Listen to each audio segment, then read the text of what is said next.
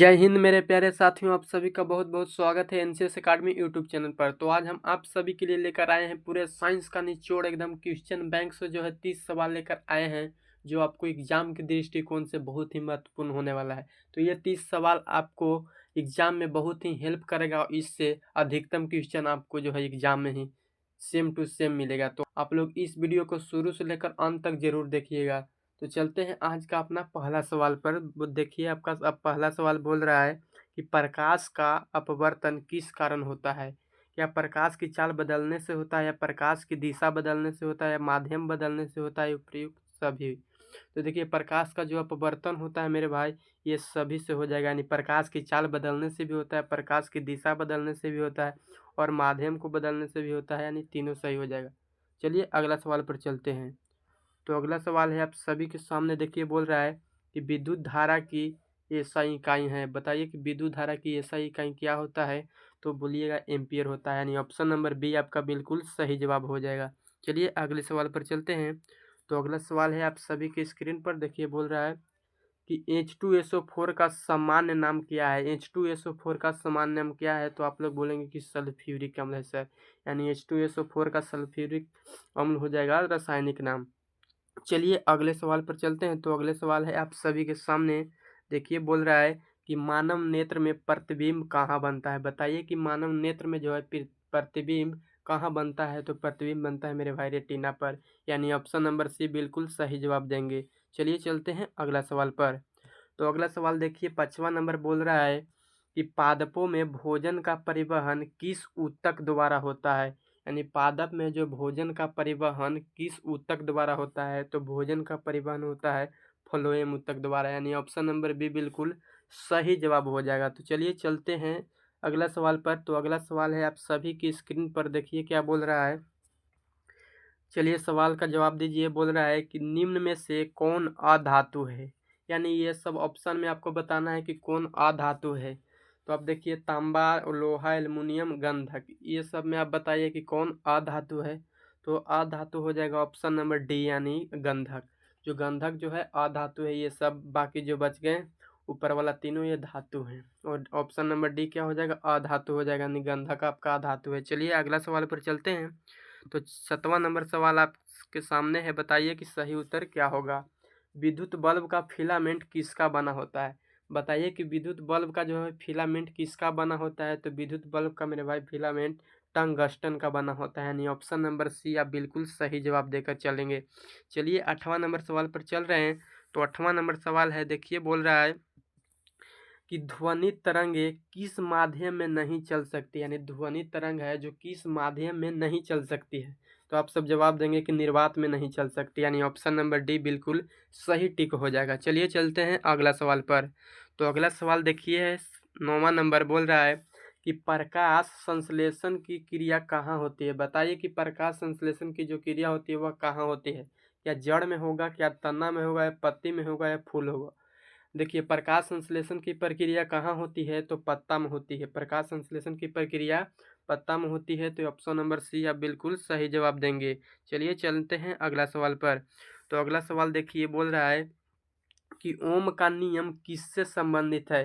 यानी ओम का जो नियम है किससे संबंधित है आपको बताना है। तो ओम का नियम क्या होता है, भी बराबर आई आर होता है। ओम का नियम क्या होता है, भी बराबर आई आर होता है। यानी ओम का नियम किससे संबंधित होगा, धारा और शक्ति के तो यहाँ बात नहीं है। धारा और शक्ति के बात नहीं है, धारा के बात है लेकिन शक्ति के बात नहीं। या धारा और आवेश से होगा। तो देखिए धारा और आवेश भी नहीं होगा। धारा और विभवांतर, देखिए विद्युत धारा और क्या विभवांतर। यानी ऑप्शन नंबर सी बिल्कुल सही जवाब हो जाएगा। शक्ति और ऊर्जा के तो यहाँ बात ही नहीं। यानी ऑप्शन नंबर सी बिल्कुल इस प्रश्न का सही उत्तर हो जाएगा। तो चलिए चलते हैं अगला सवाल पर। तो अगला सवाल देखिए बोल रहा है कि हरित गृह गैस कौन सी है। बताइए कि हरित गृह गैस कौन है इनमें से। तो आप बताएंगे कि कार्बन डाइऑक्साइड आपका जो है हरित गृह गैस है। तो चलिए चलते हैं अगला सवाल पर। तो अगला सवाल है, देखिए बोल रहा है कि मानव शरीर में कितने दांत होते हैं। बताइए कि मानव शरीर जो है, तो मानव शरीर में कितने दांत होते हैं। तो बताना है कि मानव शरीर में कितने दांत होते हैं। बहुत ही आसान क्वेश्चन है कि 32 दांत होते हैं। इसमें 20 गो दूध के दांत होते हैं। अगर पूछा जाए कि मानव शरीर में कुल कितने दांत जन्म होते हैं, तो कुल जो दांत की संख्या हो जाएगा 30 और 32 और 20 कितना हो जाएगा, तो 52 इसका उत्तर हो जाएगा। लेकिन आपसे ये प्रश्न नहीं पूछा जाएगा। आपको पूछ रहा है कि मानव शरीर में कितने दांत होते हैं, तो सिंपल सा जवाब देना है कि 32 दांत होते हैं, यानी ऑप्शन नंबर सी बिल्कुल सही उत्तर होगा। चलिए चलते हैं अगले सवाल पर। तो अगले नंबर सवाल है, देखिए बोल रहा है कि अम्ल का स्वाद कैसा होता है। बहुत ही आसान प्रश्न है, बताइए कि इसका सही उत्तर क्या होगा। तो अम्ल का स्वाद होता है मेरे भाई खट्टा, यानी ऑप्शन नंबर सी बिल्कुल सही उत्तर होगा। चलिए देखते हैं अगले सवाल पर। तो अगला सवाल देखिए क्या बोल रहा है। बोल रहा है कि विद्युत ऊर्जा की एसआई इकाई है। आपको बताना है कि विद्युत ऊर्जा की एसआई इकाई क्या होता है। तो विद्युत ऊर्जा की एसआई इकाई हो जाएगा जूल, यानी ऑप्शन नंबर बी बिल्कुल सही उत्तर होगा। चलिए चलते हैं अगला सवाल पर। तो देखिए अगले सवाल पर चल रहे हैं। अगला सवाल बोल रहा है कि निम्न में से कौन जीवाश्म ईंधन है। आपको बताना है कि इनमें से जो कौन है ना, जो जीवाश्म ईंधन है। चलिए आप जवाब दीजिए कि सही उत्तर क्या होगा। तो सही उत्तर हो जाएगा ऑप्शन नंबर सी, यानी कोयला हो जाएगा जीवाश्म ईंधन आपका। चलिए चलते हैं अगले सवाल पर। तो अगला नंबर सवाल देखिए बोल रहा है कि पेप्सिन एंजाइम कहाँ पाया जाता है। जो बताइए कि पेप्सिन एंजाइम है जो हमारे शरीर में कहाँ पाया जाएगा, शरीर के किस भाग में पाया जाएगा। आपको बताना है कि पेप्सिन एंजाइम शरीर के किस भाग में पाया जाता है मेरे भाई। तो किस भाग में पाया जाता है आप सब इसका बताइए। तो बोलिएगा अमाशय में पाया जाता है सर, यानी अमाशय में पाया जाता है पेप्सिन एंजाइम। चलिए चलते हैं अगले सवाल पर, समझ में आया होगा। चलिए देखिए अगला नंबर सवाल बोल रहा है कि अनुवांशिक पदार्थ क्या कहलाता है। जो अनुवांशिक पदार्थ है वो क्या कहलाएगा, क्या प्रोटीन कहलाएगा या आरएनए कहलाएगा या डीएनए या एंजाइम। तो बताइए कि अनुवांशिक पदार्थ क्या कहलाता है। तो डीएनए कहलाता है, यानी ऑप्शन नंबर सी बिल्कुल सही जवाब देंगे। तो चलिए चलते हैं अगले सवाल पर। तो अगला सवाल है, बताइए कि इसका सही उत्तर कौन होगा। बोल रहे हैं प्रकाश संश्लेषण के लिए आवश्यक गैस कौन सी है। बताना है कि प्रकाश संश्लेषण के लिए इनमें आवश्यक गैस कौन है। तो आप बताइए कि प्रकाश संश्लेषण के लिए आवश्यक गैस क्या है। तो आवश्यक गैस हो जाएगा कार्बन डाइऑक्साइड।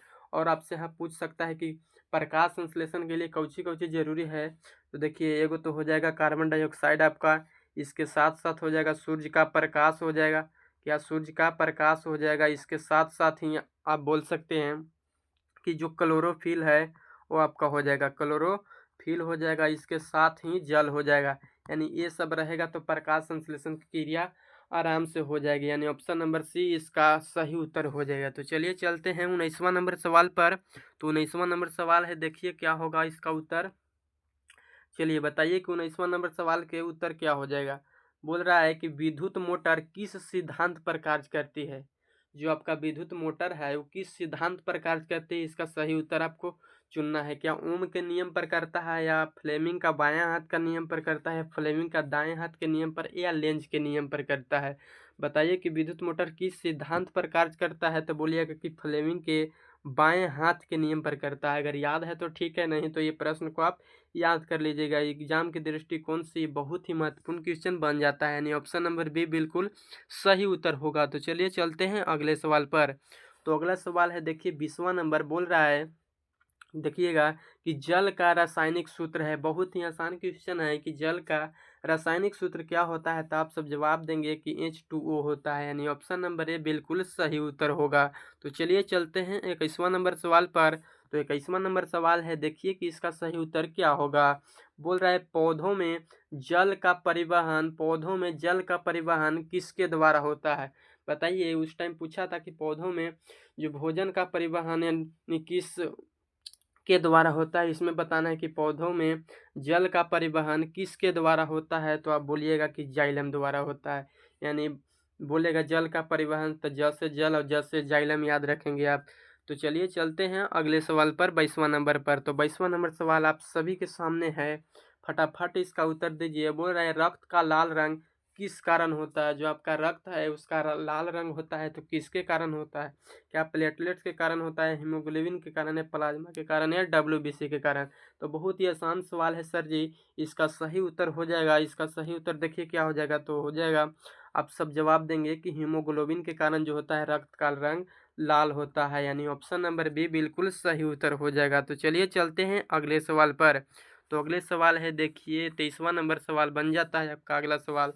बोल रहा है विद्युत प्रतिरोध की एसआई इकाई है, यानी विद्युत प्रतिरोध की एसआई इकाई क्या हो जाएगा? तो बताइए इसका सही उत्तर क्या होगा? तो विद्युत प्रतिरोध की एसआई इकाई हो जाएगा ओम हो जाएगा। यानी आपसे बोलता है कि विद्युत प्रतिरोधकता की एसआई इकाई क्या हो जाएगा? तो विद्युत प्रतिरोधकता की सही इकाई हो जाएगा ओम मीटर हो जाएगा मेरे भाई। यानी ऑप्शन नंबर इस प्रश्न का सी जवाब हो जाएगा। तो चलिए चलते हैं अगला सवाल पर। तो अगला सवाल है, देखिए बोल रहा है कि CO2 अग्निशामक यंत्र में क्यों प्रयोग होती है? जो CO2 यानी कार्बन डाइऑक्साइड जो है अग्निशामक यंत्र में क्यों प्रयोग होता है, इसका आपको जवाब देना है। तो ऑक्सीजन को हटाती है, जो कार्बन डाइऑक्साइड है ऑक्सीजन को हटाने के लिए जो है अग्निशामक यंत्र में इसका प्रयोग किया जाता है। यानी 24वां नंबर का ऑप्शन नंबर सी बिल्कुल सही उत्तर होगा। तो चलिए चलते हैं अगले सवाल पर। बताइए कि इसका सही उत्तर क्या होगा? बोल रहा है सबसे हल्की धातु कौन सी है? बताना है इन सब में जो सबसे हल्की धातु है वो कौन हो जाएगी। यानी ऑप्शन नंबर आप बोलेंगे कि सी हो जाएगा सर जी, यानी सोडियम जो है इन सब में तो सबसे हल्की हो जाएगी। तो चलिए चलते हैं अगले सवाल पर।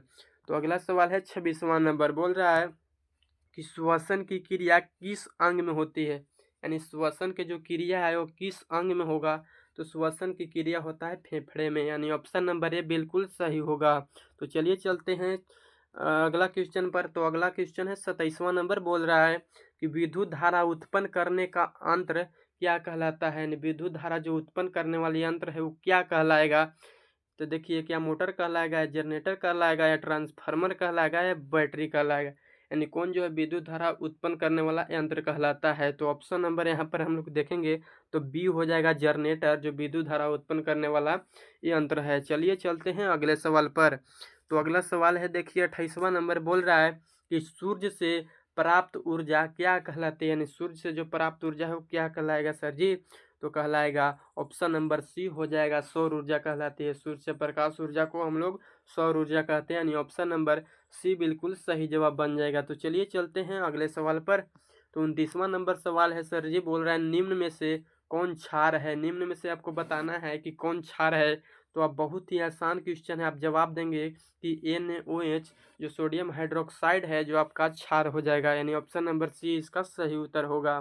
चलिए चलते हैं आज का अपना अंतिम सवाल पर। बोल रहा है कि मानव हृदय में कितने कक्ष होते हैं? बताना है कि मानव हृदय में कितने कक्ष होते हैं। तो आप सब जवाब देंगे कि 4 कक्ष होते हैं। यानी ऑप्शन नंबर यहाँ पर आपका सी हो जाएगा 4 कक्ष। बताइए कि आपका 30 सवाल में से कितना प्रश्न बिल्कुल सही हुए? तो इसका जवाब आप कमेंट बॉक्स में ज़रूर दे सकते हैं। तो चलिए चलते हैं। अगर वीडियो आप सभी को अच्छा लगा तो चैनल को सब्सक्राइब कर लीजिए और वीडियो को लाइक कर दीजिए। इससे आपको जो है आने वाली वीडियो हम लोग बनाते हैं वो आपको ज़रूर पहुँचेगा आपको पास। तो चलिए चलते हैं। आप सभी को बहुत बहुत धन्यवाद। जय हिंद, जय भारत।